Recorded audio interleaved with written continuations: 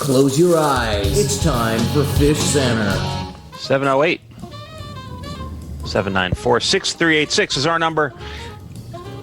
How many weeks are there in a season, Max? 1, 2, 3, 4, 5, 6. Oh, let's just look at a graphic about it. Matt, I've even mocked it up.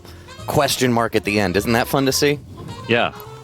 10. Do they Week do that 10. in sports? Do they do it on the Super Bowl? Do they put like a big chrome football with a question mark on it?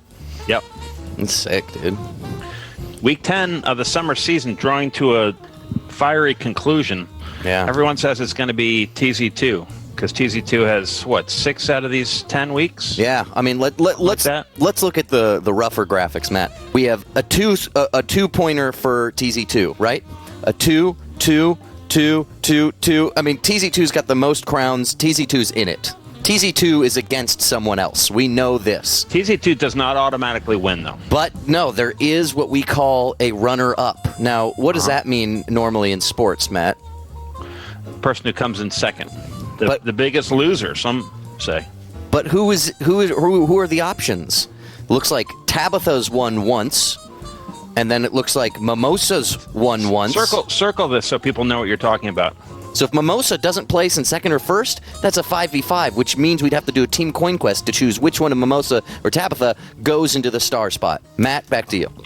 I hope your parents aren't listening. You have a better couch than we do at the studio, Matt. Yeah. George Clanton and Nick Hexum, thanks for coming on Fishcenter. Pleasure. Never been here before. Hey, we got Adrian here on Skype looking like a hottie with a body. How's it going, Adrian? Hey, Max. How you doing? Just okay. I'm talking to my friends George and Nick, actually. I don't know if you know them, pretty successful artists in their own right. Industry darlings. I'm a huge fan. Thank you, Adrian. Adrian. You guys are great. I had a question. How did you guys link up, and how did you guys decide the style of music that you were going to do? Thanks, Adrian. The question, how'd you guys link up, and how'd you decide the music you're going to do? Thanks, Adrian. Very professional question, Adrian. How did you guys link up? Go on.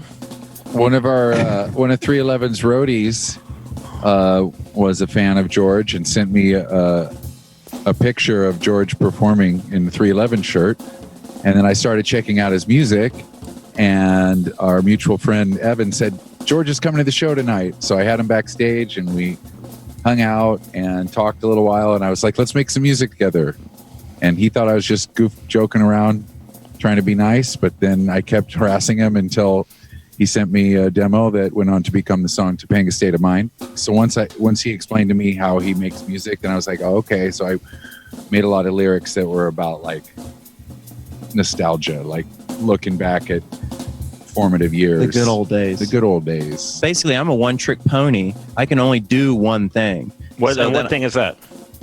Make the cutting edge vaporwave beats. Okay. So I sent those to Nick, and it's basically like, what we call cutting edge vaporwave now is basically just kind of like pop, a pop music that didn't quite make it in 1993. Now, I think we've had Shaggy and Sting on our couch before. Do you guys think you're a more iconic duo than them?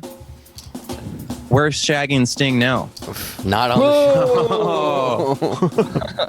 Hey, we're talking about the prison that is the mind. I was actually just checking the Billboard charts, and I didn't see Shaggy or Sting on them at all. We're number 88 right now. We're number 88. Thank you very much. Hey, you're on the line with Fish on the way to number 1. Are you at home alone in a small house?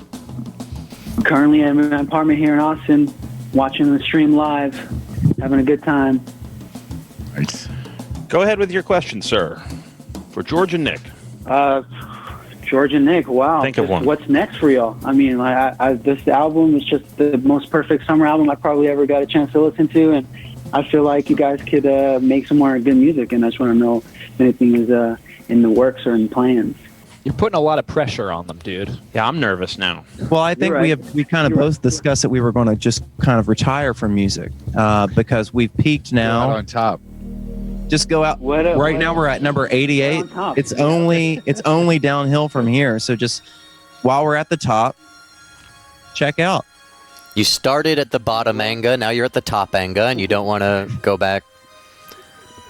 You'll always be my number one for sure. What do you want to play a game we have called George Plankton? Yeah. Okay, George Plankton's a game where I'm showing a zooplankton, and I'm only showing half the name of this plankton. And just like George Plankton's only half of a real name, you have to tell me what the second half of this plankton's name is. Ostrots. Ostrots. Strots. How do you spell Ostrots? OTS. So you're saying S. it's OSTROTSS. Yes. Double S, okay. Final answer. Caller, what do you think? I'm going to go with Ostrich. Ostrich. And is that ICK? Awestruck. It's going to be AECK. AECK. Alrighty, any thoughts on that, guys, before I reveal it? It sounds like he's looked it up because I wouldn't pronounce ostrich, A-E-C-K. Oh, no. Uh-oh. I'm looking It at sounds like he looked it up and doesn't even know how to pronounce it. He's trying to say he's your album. Some fan. George, your knee is in front of your chest right now, but it looks like you've got like a Winnie the Pooh stomach. A little, like it's just like a little bear He bill. looks like he looks like he's got a Charizard onesie on right now. Yeah, Charizard onesie. Alrighty, let's look at Tina. Big reveal. You have It's to a dog tell costume. who gets the most points Give me when I reveal it. Okay. Okay, he said it was AECK. They say it was OTSS. A, so that's one letter right for the caller. C, See, that's one letter. that's right pretty for the close. caller. O-D, ostracod. Oh, I could have gotten that. Now that I know, I'll get the next one. Tina, the caller did get half the letters right. Congratulations, caller. You're my new favorite caller. I caught Steve. I heard his name a little while ago, and he's definitely. I'm feeling that. Hot Steve with 8 points. 10, Awesome. actually. I don't know. Hot Steve was at -2. Oh, so now he comes up to 8. That's what you're saying. You were doing the math. Is synthesizer music math? No. Now, one thing we haven't talked about is premium CBD by 311. Nick, what can you tell us about this? Well, I got into the CBD business about 5-6 years ago when it was highly illegal, but now it's been legalized. But my mom was going through a stem cell treatment for her multiple myeloma cancer, and so I got CBD for her to help her with her symptoms. And it's like American-grown, hemp-based, very you can't say organic, but it would be organic if that was allowed to be a thing in the hemp world. But it's just really, really clean hemp-based CBD, and you can buy it in like tincture or capsules or pet droplets that taste like bacon, so your dog will eat them. Oh, wow. And so it's something that we've done, just kind of fell into naturally. I think the bacon ones are yummy too for people. Yeah. People can eat those too. Yeah, it's totally fine. Sun-grown in Kentucky by family farming partners who have been pioneers in hemp agriculture for decades. True story. 311 CBD. I have some of that. I have it in a roll-on, and I swear that stuff it helps.